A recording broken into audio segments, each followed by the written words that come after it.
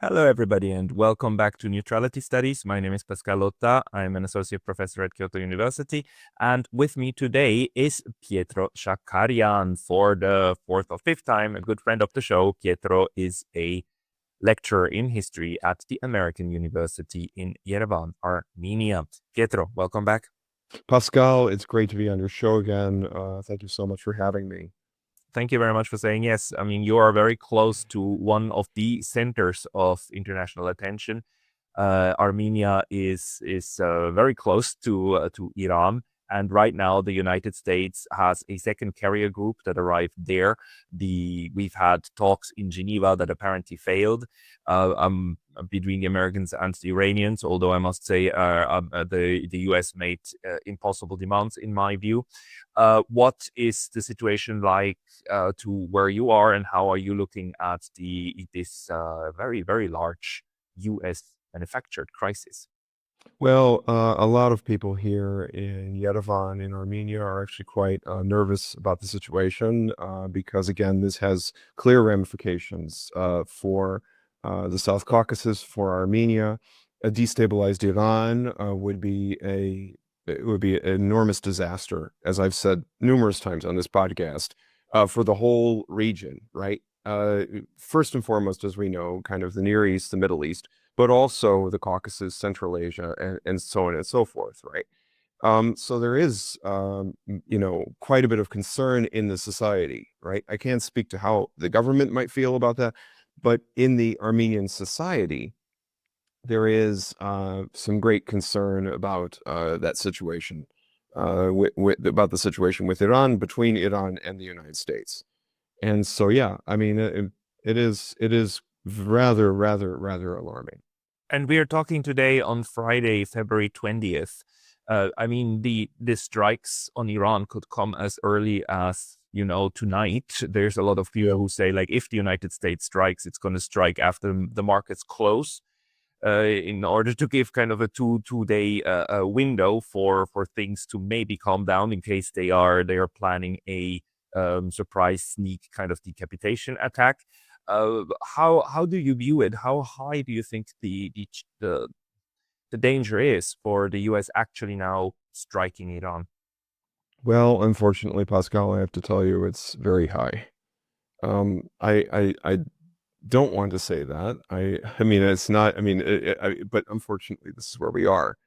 That we are at a moment where we could be going to war as early as tonight.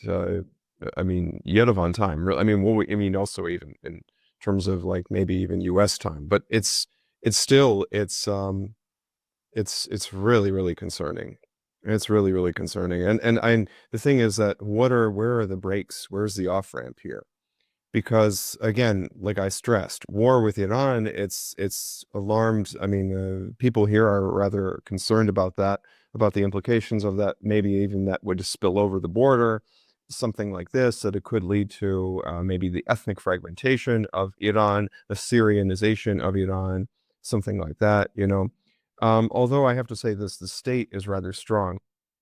And I think that even though the U.S. thinks that it can, even though the U.S. under Trump thinks that it can win this war rather handily, I mean, if that's maybe the calculation, I can't say, then I think they have another thing coming to them, because I think the government in Iran is rather strong, and I think it will be able to withstand this. But that being said, uh, once you open the Pandora's box of war, the outcomes are very unpredictable and very concerning, as I said.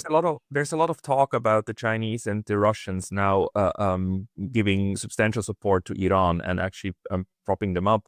Have you seen anything, heard anything, or observed anything like that makes you think that this time it's going to be different from the, what was it, the 12-day war about 6 7 months? I think it is definitely going to be different, because this particular crisis over Iran has the enormous potential to become a major regional, if not international, war.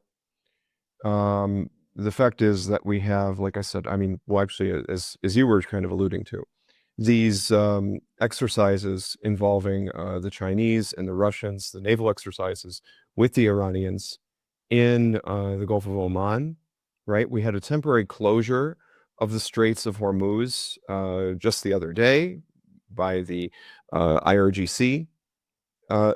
So it is something that I think, and actually this time, as also you correctly alluded, Russia and China will not let Iran go down. The stakes are much too high for both countries.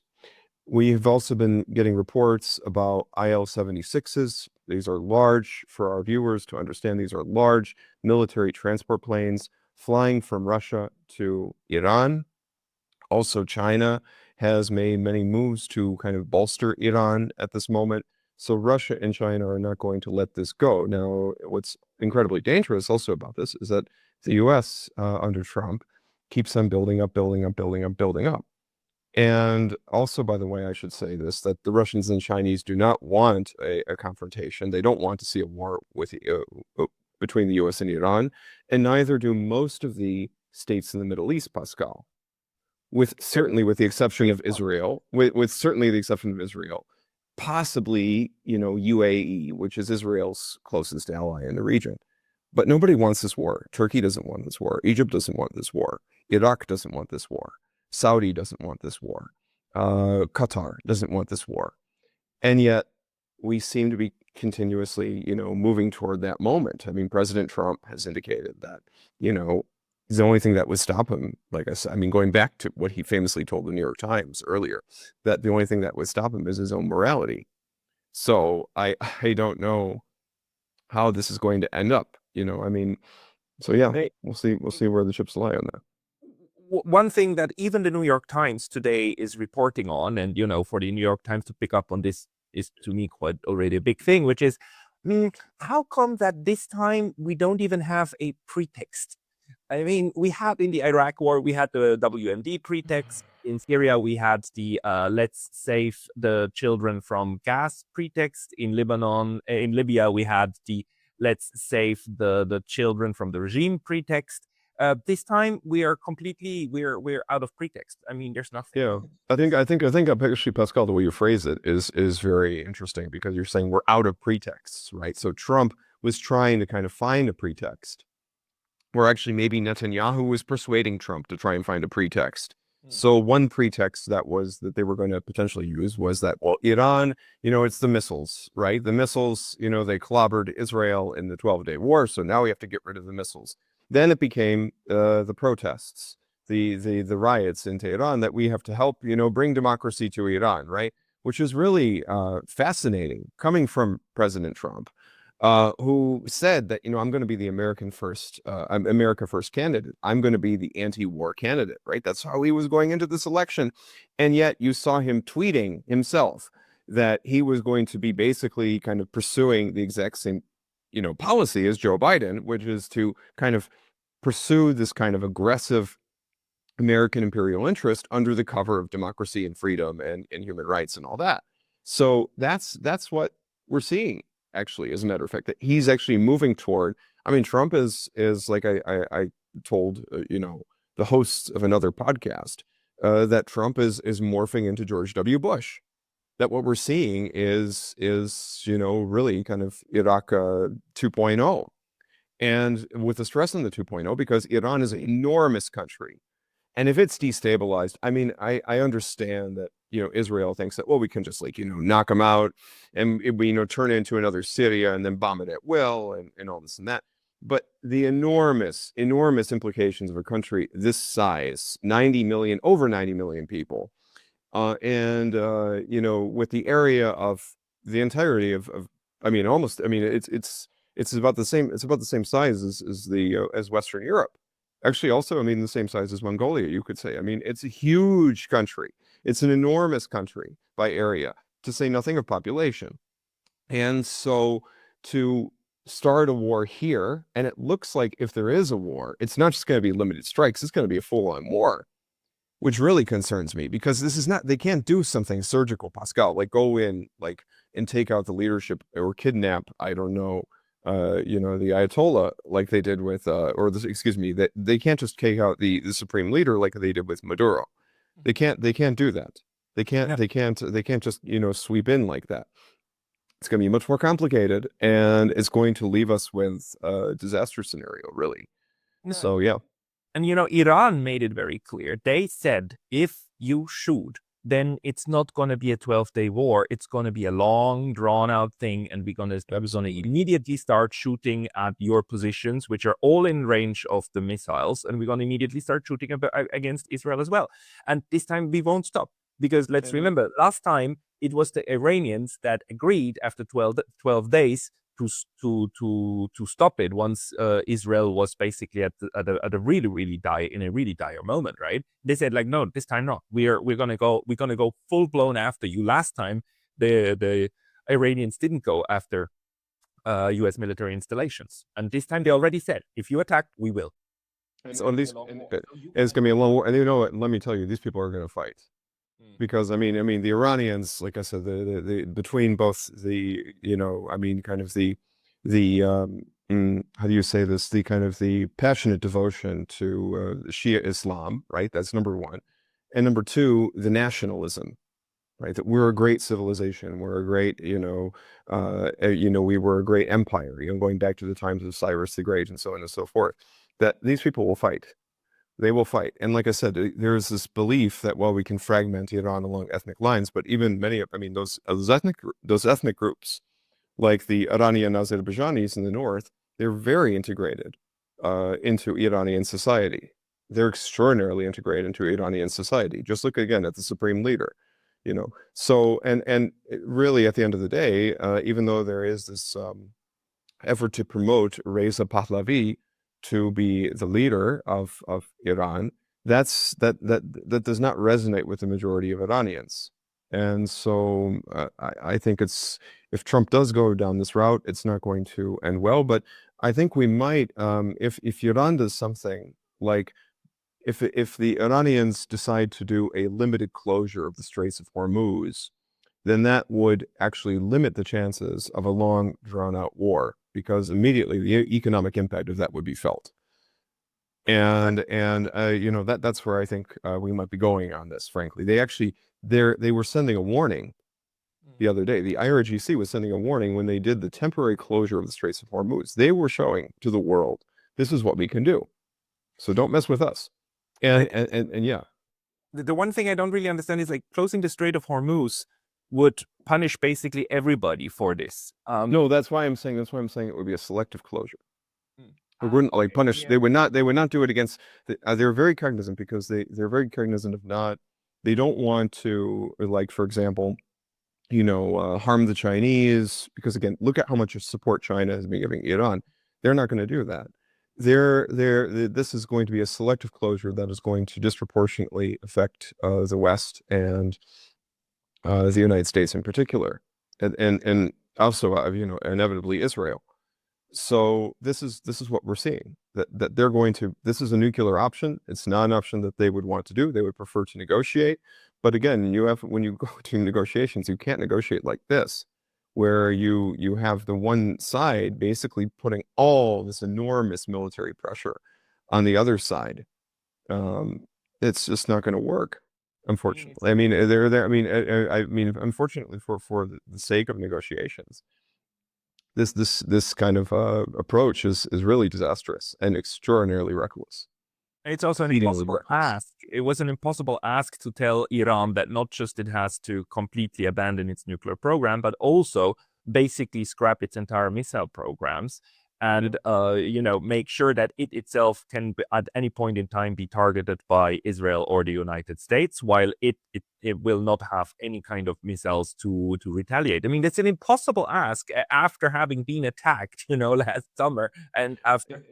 Even notwithstanding that, even notwithstanding the 12-day war, it's an impossible ask of any country when your request is that their defenses should be dismantled. So that's more of an ultimatum, last time I checked, than a negotiating position. That's how I see it. That really, yeah.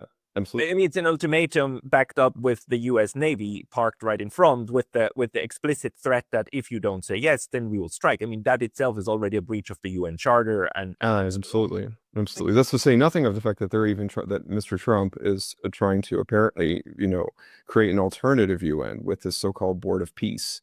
He keeps on talking about peace, peace, peace. It's always like it's almost like as if Trump thinks if he keeps on talking about peace, then peace will happen. But you know what? If you talk about peace, but then you go to war, or you do highly reckless, provocative moves that are going to provoke a war, even if that might be terribly damaging to your own presidency, nothing, that's not going to bring any peace of any kind. So we hear a lot about peace, peace, peace, but what peace? I mean, he's creating the conditions for war, this president. of course he is, absolutely, clearly is. But what I also wonder is, have you heard any talk about, in the absence of an attack on US on the United States or on its troops, and regarding the circumstance that he also renamed the Ministry of the Department of Defense into the Department of War, and that he put all of these people over there, and that we have no casus belli from the other side. I mean, declaring war or using war powers, even under the U.S. Constitution, is not with Trump. It is with Congress. It is with Congress, but I think that I think Mr. Massey has raised that point that Mr. Trump, he should go through the legislature. I mean, that's how it should work in a democratic republic such as the United States. It should, by the law, it should not be this kind of unilateral decision by the president, as if he's the monarch, to just say, well, you know what, I'm going to go to war. But although, I mean, if you look at the kind of statements he's making, where he says, you know what, the only thing that's going to stop me is my own morality, then already that shows you he thinks he's above the law. It's almost like going back to Louis XIV, right? L'état c'est moi.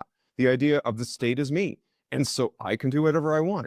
And that's incredibly alarming to by the way, to large numbers of Americans, Pascal, both Democrats and Republicans. So this is becoming a nonpartisan issue. That's to say nothing of what's going on when you look at like Minneapolis, when you look at the behavior of ICE. I mean, the guy is out of control. He's completely out of control. So and also it's not just him though. It's not just Trump. It'd be easy just to let this off. Okay, that you say this is all about Trump, but it's also the enormous power of the Israeli lobby, of Mr. Netanyahu, putting this enormous pressure on Trump to go to war. And you see, what the outcome is going to be. I mean, this is not a war that the American people want or need. It's certainly not a war that the Iranian people want or need, or anybody in the region. For instance, here in Armenia, we have, I mean, beautiful day today, beautiful weather today. Nobody here wants a war. Everybody wants to just, live in peace, and nobody wants to see, a disaster hit their neighbor who, I mean, Armenians have been neighbors with Iran for thousands of years. And so, yeah, I mean, it's not something anybody wants, but yet Trump is pushing this. And like you say, to do something, make a move, like change the name of the Department of Defense to the Department of War. That shows you his intention, right? Now, if he changed the name to the Department of Peace, if he made it to the Department of Peace, which he would never do, then you would say, okay, I think I think maybe he's serious about peace, right? Talk about the Board of Peace, But I think he's more interested in making pieces out of various countries, including Iran, or whether it's, I don't know, Cuba. Now, Cuba, there's a horrible blockade, as you know, Pascal. Yeah. What we're seeing right now, I mean, this is unprecedented. There's always been an embargo on Cuba going back, decades, as we know, back, to the Cold War, to the Cuban Revolution, Mr. Castro coming to power. But now under Trump, this blockade has been completely intensified. It's like becoming a starvation blockade. And it's what's most interesting about this is that we've seen this show before. Well, we saw it here in the Caucasus with Artsakh, when Azerbaijan, before they, unceremoniously kicked out the indigenous Armenian population, they did a blockade on it, right? That, of course, I also don't want to discount the fact that Mr. Pashinyan recognized Artsakh as Azerbaijan against the will of the people of Artsakh. But there was this horrible blockade preceding the ethnic cleansing. Then you go to Gaza. You look at what's going on in Gaza. This complete strangulation of the Palestinians, complete starvation, genocide, what we're seeing there. And the strategy now with Mr. Rubio and his influence in the Trump administration, now it's being tried out in Cuba. So what can you say? No, it's that, and it's I mean, everything that has been tried out in Gaza, the theory is, of course, that the learning outcome will be implemented on Cuba, that the learning outcome will be implemented and tried against Iran. And there's one more element here which I find quite bizarre, which is that in Geneva, very close to where I am right now, we've had this moment when the same U.S. negotiators, Jared Kushner and Steve Witkoff, were in charge of two high stakes negotiations. One with a war that had been going on for 4 years with the Russians, and that were the Americans and NATO is on the losing end, and one about a war that's probably about to start. It almost feels like the handing over of the staff, from one war to the next. Absolutely, that's pretty much what it is, because the Ukraine war right now is really in a disastrous state for NATO. I mean, you look at it, the Ukrainians, there's mass desertion. I mean, it's been reported now for a very long time in this war about how these military recruiters are just taking the young men off the streets, and they're basically throwing them in vans, beating them up, sending them to the front. And now it's worse than ever. And there's more and more resistance to this, and actually the Russians today were actually saying, as a matter of fact, that the Ukrainians are losing the war of attrition, and they truly are. They really are being, they really are on the losing end of this. And to the Ukrainian people, how else does this look? I mean, this is basically the war of fighting to the last Ukrainian, Pascal. This is exactly what people like you and me have been saying for 4 years. Yeah. Exactly. And unfortunately, the message has not been, getting through. But now I think the war, like you say, NATO is very much on the losing end of this. So, yeah. This brings me to one more point, which is that the war with Iran that seems to be around the corner, for this time, looks like it's not going to be a NATO war. I mean, the Europeans have been quiet, even though I wish they had said, like, stop this stuff. But the only ones who kind of seem to be lending support is the UK. Although also from the UK, I've heard that Starmer is not very hot about the US using Diego Garcia as a launching pad. So, did you hear anything about? Well, also, I want to just add this: the UK now, thanks to the Epstein files, is in dire political straits. I mean, you see, Mr. Starmer's government is in real trouble. So the brother of the king arrested. Yeah, absolutely. So the last thing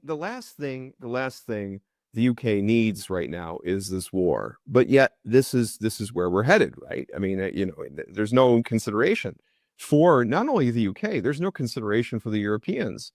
Actually, I have to say it was painful watching the Munich Security Conference, because Rubio gave this horrible speech, this really terrible speech condemning decolonization, calling for a new age of colonialism, a new age of imperialism, and the Europeans gave him a standing ovation.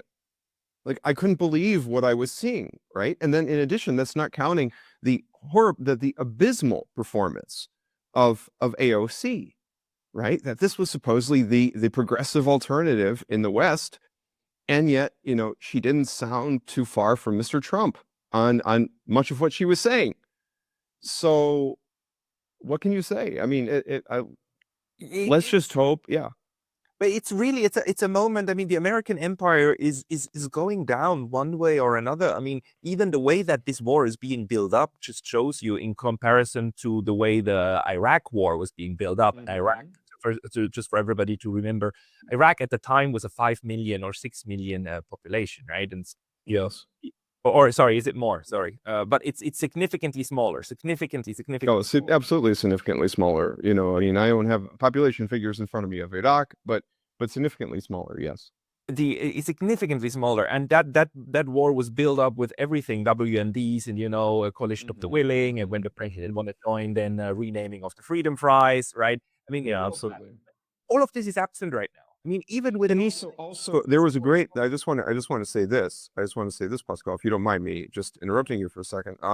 There was a great line by Trita Parsi of the Quincy Institute that actually, back in the day when we had the Iraq War, it was very good to have people like Chirac and Schroeder dissent on the decision to go to war with Iraq, because the idea there would be that, within the Western alliance, you would have some voices in Europe who would be, in kind of the voice of reason, that would be persuading the, Americans to kind of pull back. They would say, okay, well, maybe this is what Trita Parsi said, a great line, that, maybe this is a little nutty, this idea, maybe you should pull back, and kind of, not get involved in regime change in Iraq.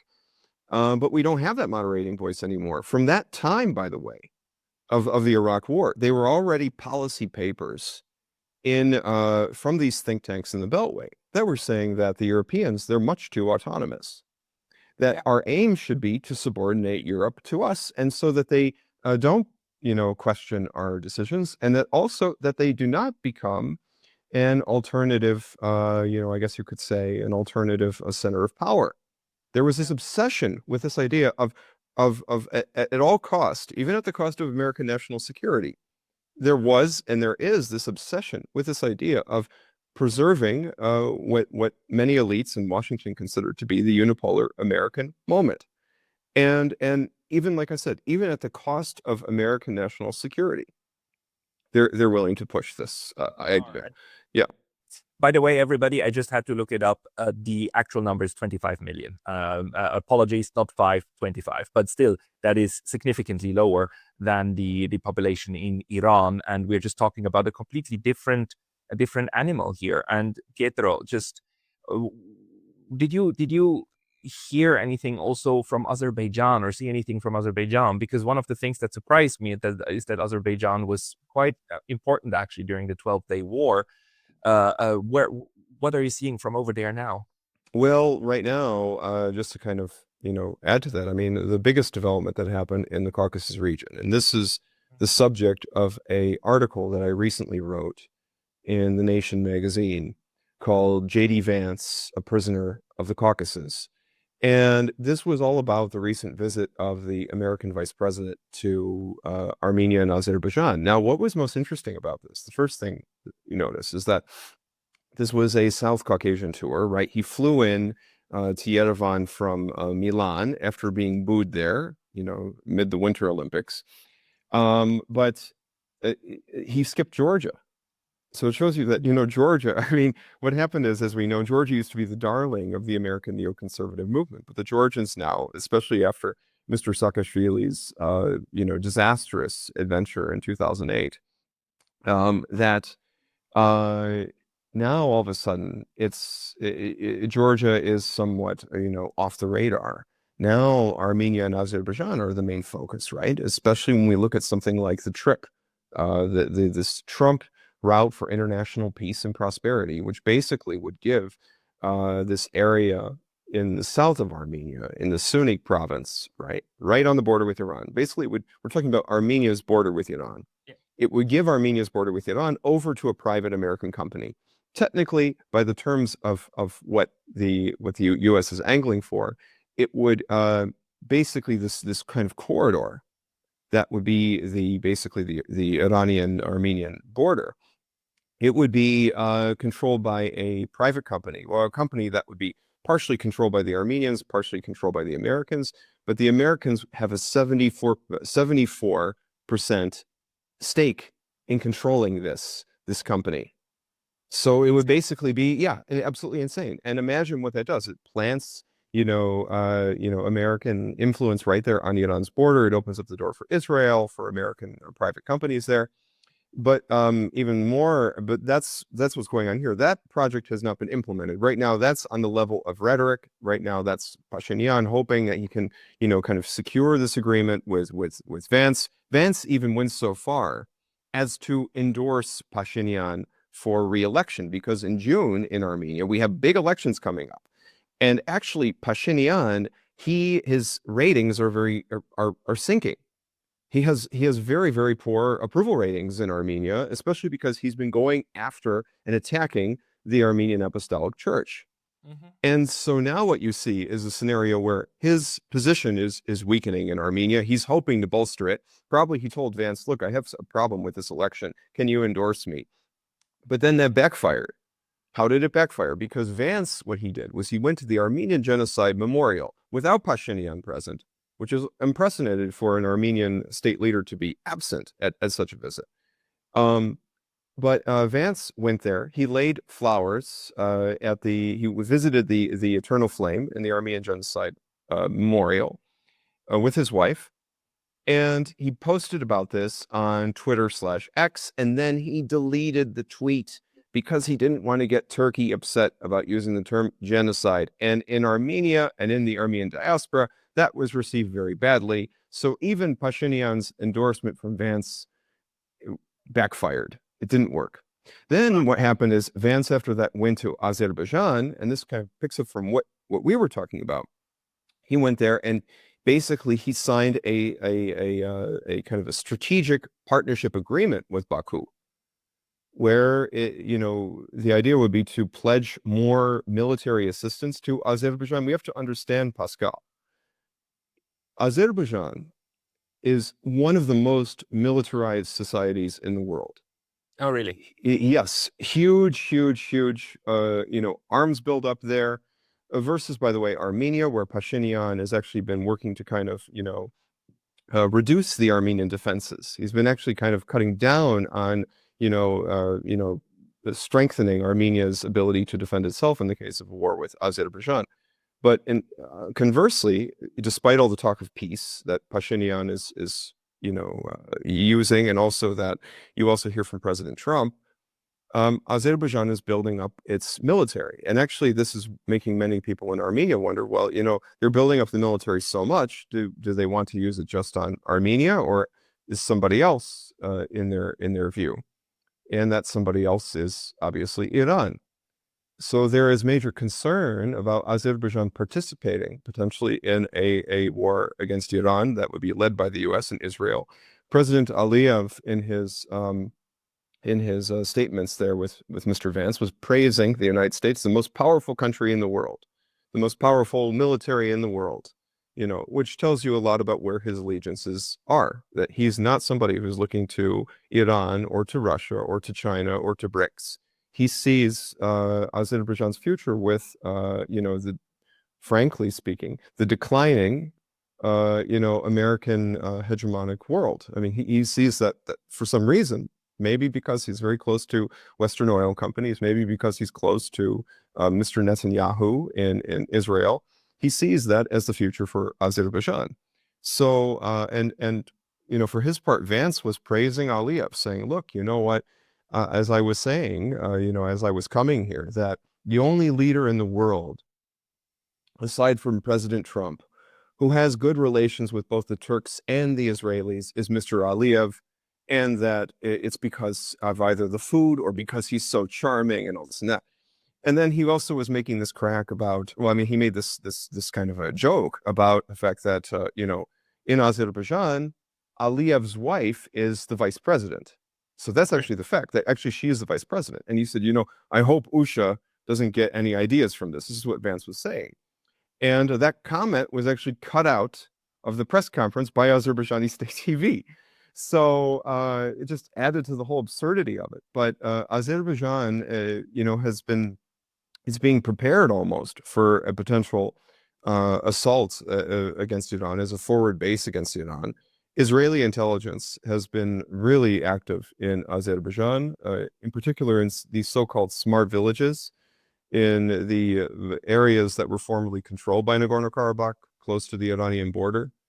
That in these areas, there has been a lot of concern from Iranian officials of, Israeli intelligence, Mossad, being especially active in that area. So that's where we are now. do you see a chance actually at what might unfold in the next days or weeks to become a tripartite war against Iran with a simultaneous attack of the United States by with its naval power, Israel with its missiles, and Azerbaijan actually just moving troops across the border, like Uh, boots on the I ground through Azerbaijan? I don't know if they would actually, go that far yet. I think but there have been reports that if Israel and the U.S. are successful in, you know, basically turning Iran into one gigantic Syria, that President Aliyev will then definitely take advantage of it. But for now, as long as the Iranian state is strong and they're able to fend off, these American and Israeli attacks, then that will not happen. By the way, also one of these, when we're talking about Vance and his visit to Baku, part of the deal was to provide, assistance to the Azerbaijani Navy in the Caspian Sea. So there could also be even um, attacks on Iran from the Caspian, from Azerbaijan. So, yeah. The Okay, so we're looking at a lot of scenarios. But what about Iran's reaction in all of this? I mean, Iran is just being very firm in terms of its diplomatic commitment, saying like we have our red lines, we're willing to discuss the nuclear issue, but nothing beyond that. But they have been otherwise they've been sitting pretty still in my view. Okay, the cooperation with Russia and China is going on, and joint naval exercises, but that's about it. Or did you see more coming from Well, Iran? also don't forget the IRGC exercises in the Straits of Hormuz, and also the temporary closure of the Straits of Hormuz. Those are pretty tough signals. Right. That I mean, because the Straits of Hormuz, to close that, that's nothing. That's not a joke to do that. So that's a signal right there that they're not just going to sit by and let this happen. The hardliners, particularly in Iran, are very, very they're very they're very much prepared for any eventuality. They know, because there's been this whole buildup toward war, that they're not going to just like sit there and allow this to take place. That's not even counting, the attempted color revolution that we saw back in January. Um, all of this is something that they're taking into account. They are very, very cautious, the Iranians. They're like chess players. But we also see, especially with this IRGC exercises and the temporary closing of the Straits of Hormuz, that patience is not infinite. And we'll see what comes of this. What do you think that Russia is doing at the moment? I mean, this is a very threatening development for them as well, despite on the one hand having, of course, now the upper hand with Ukraine. And if the United States gets distracted with Iran, then they might be able to wind things down even faster. But at the same time, Iran is now a key. I want to avoid the word ally, but a key partner in the in BRICS and among the states in the region. So, how do you think Moscow is now? What's Moscow working on? I think Moscow is very active in terms of trying to keep up, first and foremost, on what's happening diplomatically.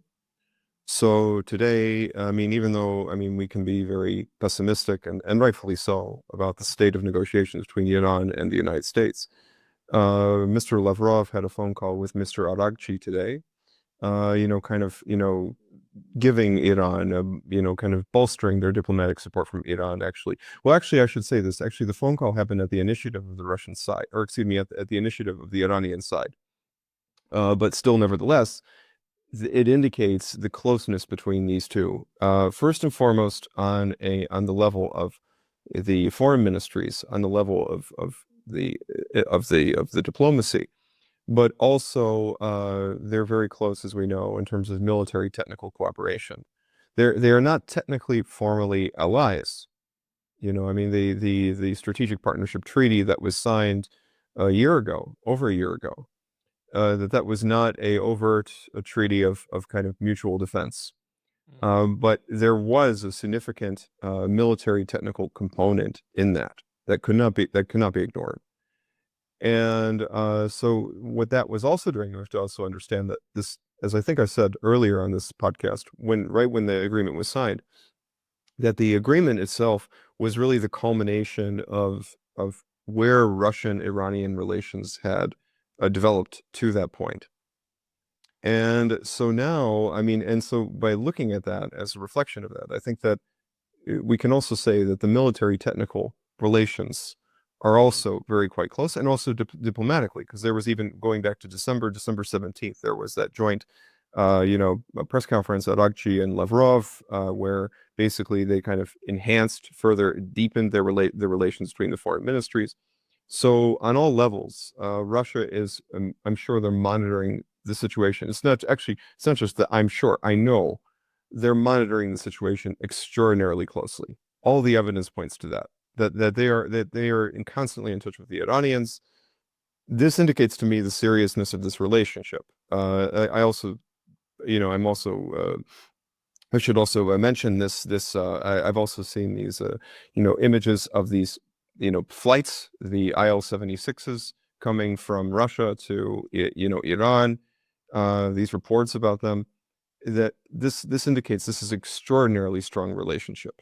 Contrary to what you might read, if you read The Guardian, they might say, oh, there are big differences between Russia and Iran on these areas here, or something like that. In fact, these relationships are extraordinarily, extraordinarily close. And if you really want to understand really what's going on, you have to first and foremost understand that these relations are very, very tight. Have you heard any discussions among your Russian colleagues, to the extent that Iran could be if the United States is foolish enough to jump into this, that it could become some form of payback for Ukraine, to create a quagmire for them that they cannot get out of, and they are directly involved in it, and they will have to commit a good part of their navy to it, and that might be a chance at sinking a couple of those sitting ducks. I don't think that is on the Russian. I don't think that's on the menu for the Russians. The Russians are not interested in sucking the Americans into a quagmire. Their main interest in Iran is to ensure the stability and security of Iran, because that is intended to, secure and ensure the stability of Russia itself and its, your Asian underbelly, these former Soviet republics in the Central Asia and the Caucasus. So there is no kind of strategic objective to lure the Americans into kind of a quagmire war. They're not interested in that. And they might not even have to do that, because, again, the Straits of Hormuz, if there is a selective closure of that, the economic impact on that could be sufficient, that it could, be enough, that it would end this whole question, even from the start. So you think it's strong enough? I mean, would the impact on the United States be strong enough to really register? I really think that an economic, I mean, I've been saying this for years from an American perspective. I think that really the one thing that could snap the United States back into focusing on its own republic, on the well-being of its own citizens, on the well-being of its own society, is if there was some sort of kind of economic crunch or something like this. I mean, and because again, all of this, we have to also think that so much of this military-industrial complex, so much of this war machine is built on borrowed money. Right. And something like this closure of the Straits of Hormuz, that could send a huge shock to the whole system. I mean, it really could, and it would also, it would probably end Trump's presidency. I mean, it would be a huge, blow to Trump personally, I think. Right. I mean, under any imaginable circumstance, you would think that the United States should have the interest in avoiding this situation that they've maneuvered themselves into. It's just the speech acts coming from Washington and the Armada in front of Iran now they speak a completely different language. I mean, it's a quite irrational thing to do, actually, looking at it. It is very irrational, Pascal. But the problem is, in the United States, we have so many interests in Washington, D.C. The big money talks, And the first and foremost is the war lobby. There's also then, as we know, the Israeli lobby, also the energy lobby. There are many, many lobbies who are interested in profiting off this war. And that's why we're here. Realistically, I mean, going back to even, this idea of, of the founding fathers not, going of avoiding the temptation of going overseas and slaying monsters and so on and so forth.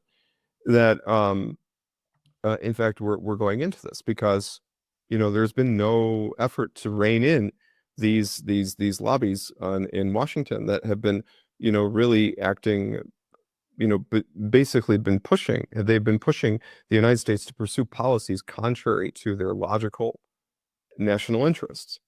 And so that's how I see that. We're at the point that Eisenhower actually warned that this military industrial complex is a highly dangerous beast, and by now it's beyond the military industrial complex. It includes the other lobbies, including the Israel lobby, and we are seeing where it is now taking the entire potential and also the potential economic ramifications of the United States. So it's just even more foolish than the Ukraine war, what we are at now. Oh yeah, absolutely. I mean, and also there's incredible danger too, because who is there? I mean, we see, again, when the Russians and the Chinese are there bolstering Iran, we're talking about, and that's why, when we look at, Iran and the Persian Gulf right now, probably this is the most dangerous flashpoint in the world, like on par with like a Cuban Missile Crisis scenario, because right there you have the United States, flexing its muscle. You have also the Chinese and the Russians there basically sending the signal, we're going to bolster Iran. And those are the three major atomic superpowers in our world today: the United States, China, and Russia. And so to put them all in the same place in this incredibly flammable situation, I think that it's beyond reckless. I mean that Trump is pushing this. That's what I'm saying. It's beyond reckless. What happens in your view if tomorrow night, the strike begins, some sort of like planned massive decapitation. The missiles fly from all of these naval assets and from the bases and from Israel as well. And then in retaliation, Iran strikes back at the bases in Qatar and so on. And a couple of hundred U.S. personnel die. I mean, would that be because the one thing the United States cannot and does not take is paying in its own blood, right? Would that rather destroy the presidency of Donald Trump, or on the contrary, would everybody go like, ah, they attacked us after we attacked them, but they attacked us? Which reaction do you foresee? I mean, the media will try to spin it in the second variant, but I think that probably the first variant is more likely. I think it's going, but I think again, I mean, if the Straits of Hormuz, if there's something there that the Iranians do, that could send a very, very strong. That would be enough to destroy Trump. Right. So Trump is like I said, I mean, he's playing with fire. I mean, I don't know if the idea was to do like a quick war with Iran, but it doesn't seem, based on what he's aiming for here, that he's just in for a quick war. And that I think it's going to end his presidency. It's going to end any reputation he had, any, I mean, it was not. I'll just put it to you frankly. He was not the best American president to begin with. And this would just completely demolish, his presidency. So, yeah. Especially with the peace faction of MAGA, yeah. The ones who actually don't want to go into another war, not the ones No, who he's completely swept them. He's completely swept them aside. I mean, he's not. I mean, the whole kind of anti-war element of the MAGA movement. He's just completely disregarded that. So he's doing something else. I guess you could call it maybe the Donroe Doctrine, or I don't know. I don't know. I mean, it's a disaster. It's a disaster, and it will not end well for the United States, unfortunately. But I mean, I would usually want to kind of give you something Pascal, by instinct, like saying, well, let's hope cooler heads prevail. Let's hope we can, avoid this scenario. But it's hard for me to see how you get out of this easily. Diplomacy would be the easiest way. Just give peace a chance, right? As John Lennon would say, just give peace a chance, just do the talks. But the problem is he's not into this. He's not into this. Trump is, I mean, they're doing peace there, but the negotiations are not, successful. And also the lack of trust. Imagine if you're Iran, they're negotiating in good faith even still, because they don't want this war at all. But still, there is this memory of the June war that they were betrayed, that they were negotiating, and then they were attacked. And so I don't know how you get out of this. It's rather difficult from my point of view. No, the only way to get out of this is basically to drive one of the carriers or whatever through the Strait of Hormuz, say, look, it's open, we opened it, we kept it open, we won, and leave. I mean, Trump would actually do that, right? I mean, he could just claim they won and leave, but short of But he keeps on building up. He keeps on building up, Pascal. He's putting all this American, military hardware in the region. And that would indicate to me that they're ready to go, as he says, locked and loaded, in for a war. And so, I mean, I would hope that there could be kind of a scenario maybe that you envision where it's just about a aircraft carrier going through the Straits of Hormuz, and then call it a day and then go home, But it's not, it doesn't seem to be like that. And the other problem is, even if this was to be kind of a policy of trying to, I guess you could say, like, threatening Iran and trying to be tough on Iran with the idea of improving your negotiating position. Well, at some point, if you go too far with that, it's going to lead you into this slippery slope of war. It's like you're sleepwalking into war. Trump, actually, he's not even sleepwalking. He's more like he's screaming into war. I mean, it's like it. Yeah. Yeah, it's a bizarre moment. It's a very, very bizarre moment. I mean, on so many different levels. But anyhow, Pietro, thank you very much for your assessments from much closer to the whole region. Is there any place where people should go to find you and your writings? Well, first and foremost, I have written a lot for the American Committee of East-West Accord, but I would encourage your viewers to read my most recent piece in The Nation magazine, J.D. Vance, A Prisoner of the Caucasus, right? Named after the famous, or actually the title is derived from the famous poem of Alexander Pushkin, right? So they can go check that out on thenation.com. And they can read what I've written there about, again, this is more saber-rattling in the north of Iran, right? So a lot of our attention has been focused on the Persian Gulf to south, but in the Caucasus, that's also a very, very significant front, as I was just explaining to your viewers about Azerbaijan, about this effort to create this, trip wire in southern Armenia.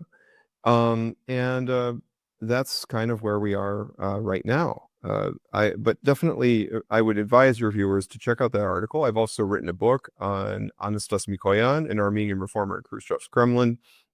It was the result of 7 years of deep research in the Armenian archives, the Russian archives, about kind of the alternatives in Soviet history, about Mikoyan and Khrushchev, reforming the Soviet state, rehabilitating former political prisoners from the Stalinist era, and so on and so forth. So if you're interested in that, check out my book as well, from Indiana University Press. And Pascal, thank you for having me on. It's a pleasure, as always.